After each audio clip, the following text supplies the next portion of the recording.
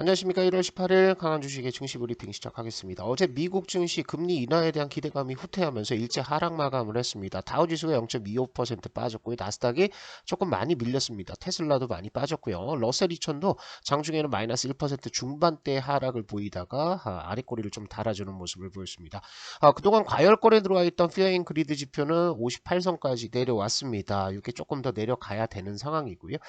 하락 종목이 훨씬 많았습니다. 2200 종목 정도는 2% 정도 약보합권에서 빠졌는데 5%대까지 조정이 나왔던 종목들도 1000종목으로 상당히 많았어요. 그런데 지수가 크게 급락하지 않았다라는 것들은 시총 상위 종목들이 좀 버텼다라고 볼 수가 있겠죠. 섹터별로 보면 전 섹터가 다 빠졌습니다. 금리 인하가 뒤로 미뤄진다라고 한다면 헬스케어 좋지 않죠. 그래서 헬스케어 쪽에서 올랐던 것은 뭐 개별적인 이슈를 가지고 올랐다라고 보시면 될 것 같고요. 전 업종에 대해서 전부 매도가 나왔습니다. 그래서 전체적으로 별로 별 볼 일 없었다라고 보시면 될 것 같고, 어제 시장에서는 뭐 전 섹터 하락했는데 일주일 단위로 보면 소프트웨어 그리고 테크 서비스 그리고 세미컨덕터 그 반도체죠. 이렇게 반도체와 테크 쪽이 강세를 보이고 있습니다. 아무래도 AI 관련해서 모멘텀들이 살아있고 시장의 성장성이 기대가 되는 쪽은 AI밖에 없다라는 거죠.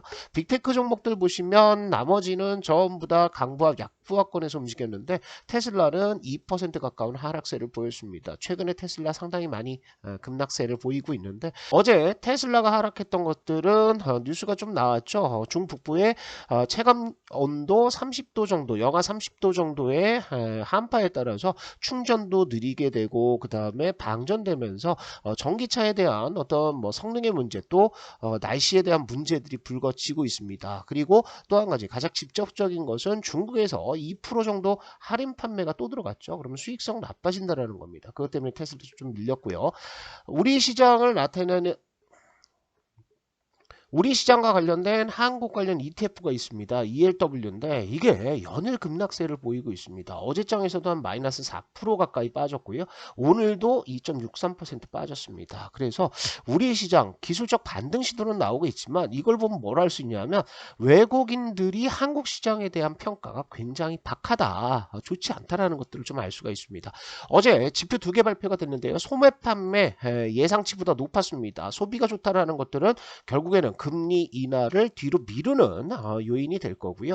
산업 생산은 깜짝 반등을 했어요. 예상치가 그냥 플랫이었는데 0.1% 정도 상승을 했고요. YOY로 보면 지난달까지는 이렇게 마이너스권이었는데 이게 1% 가까이 늘었습니다. 그래서 요거를 한번 보시면 산업 생산이 이렇게 피크를 치고 내려올 때 여기가 지수 고점이라는 거예요. 그리고 이게 쭉 빠졌다가 이렇게 바닥을 치고 올라가고 있다라는 거죠. 그래서 미국의 제조업이 조금 살아나고 있는 상태다라고 보시면 될 것 같고, 이게 중요한 이유는 달러 인덱스와 산업 생산의 상관관계를 한번 보시면은요.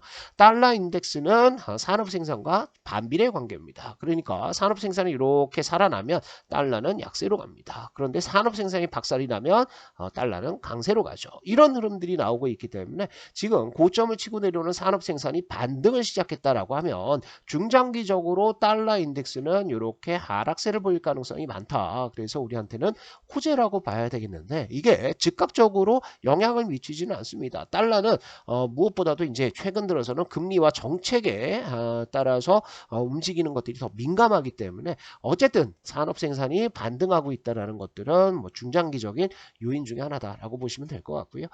매크로 지표들 보시면 유가는 크게 걱정할 필요 없다라고 그랬습니다. 후티 반군이라든지 아니면 호르무즈 해협 이런 것들 영향 미치기 어려워요. 하지만 뭐 투자 심리 이런 것들은 아마 악화될 수는 있지만 유가가 이거를 막 80달러 이상으로 끌고 올라간다? 불가능해요. 빅스 지표가 15선을 넘었습니다. 그래서 빅스 지표가 급등하면서 피어앤그리드가 58선까지 내려왔는데 추가적으로 급등하기보다는 이 위에서 좀 놀다가 다시 내려오는 게 좋겠죠. 10년물 국채금리는 4.1% 기록을 하고 있는데 뭐 연준의 3회 금리 인하 혹은 4회 금리 인하를 반영한다면 4.3에서 4.4입니다. 그래서 여기까지는 올라갈 거예요. 올라가는 동안 시장은 노이즈가 계속 나올 수 있겠죠. 그런데 이미 상당히 많이 올랐다. 3.9 요 초반에서부터 올라오기 시작한 거 아니에요. 그래서 어느 정도 반영은 되고 있다라고 보시면 될 것 같고요. 삼성전자에 대한 상반된 평가가 나오고 있어요. 일단 인텔에 밀려서 글로벌 반도체 1위를 내줬다라는 기사가 나왔고요. 삼성 반도체는 임원 연봉 동결했고 긴급회의 소집을 했습니다. 딱 봐도 위기감이 좀 느껴지고 있습니다. 반도체 기술도 계속해서 중국으로 유출되는 이런 뉴스들이 나오고 있죠. 하지만 오늘 새벽에 삼성에서 갤럭시 S24를 발표를 했습니다. 구글 AI가 탑재된 스마트폰인데요. 이것은 뭐 13개국 언어를 실시간으로 통화하면서 번역을 해주고 또 사진이라든지 아니면 동영상 편집에 AI 기능을 탑재를 했습니다. 그래서 스마트폰 시대를 새롭게 열었다라고 긍정적인 평가를 하고 있습니다. 그런데 삼성전자는 S24가 안 팔려도 상관이 없습니다. 스마트폰에 AI 기능을 탑재하기 위해서는 뭐가 더 많이 들어가야 됩니까? 메모리가 더 많이 들어가야 되죠. 삼성전자가 폴더블 폰을 출시하고 나서 중국 기업들 전부 다 폴더블 폰 출시를 했고요. 애플도 준비를 하고 있죠.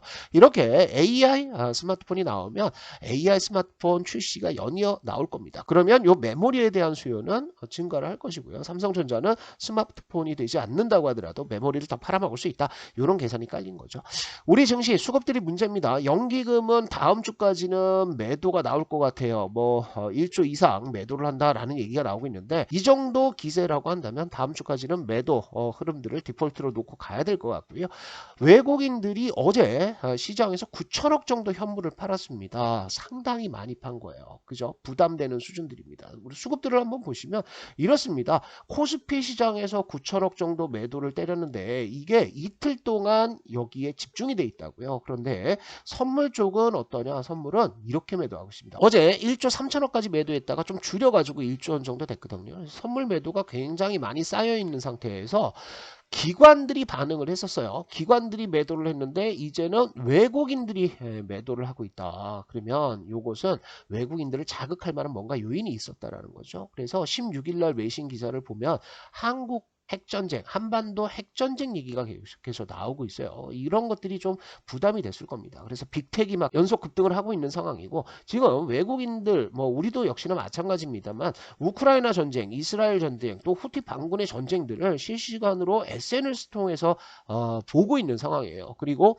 전쟁이 굉장히 쉽게 일어나는구나 이런 느낌을 받고 있는데 한반도 핵전쟁 위험이 있다 이런 기사들이 집중적으로 나오고 뭐 기고글도 올라오고 그러면 면서 이런 것들을 좀 자극하지 않았나 이렇게 생각이 됩니다. 좀 아쉬운 부분들이죠. ADR 지표 73까지 내려갔고요. 코스닥은 86까지 내려갔는데 코스닥은 더 내려가야 됩니다. 그런데 코스피부터 반등 시도는 나올 건데 개인들의 신용잔고 줄지 않고 늘어나고 있죠. 이거 이제 부담이 될 거예요.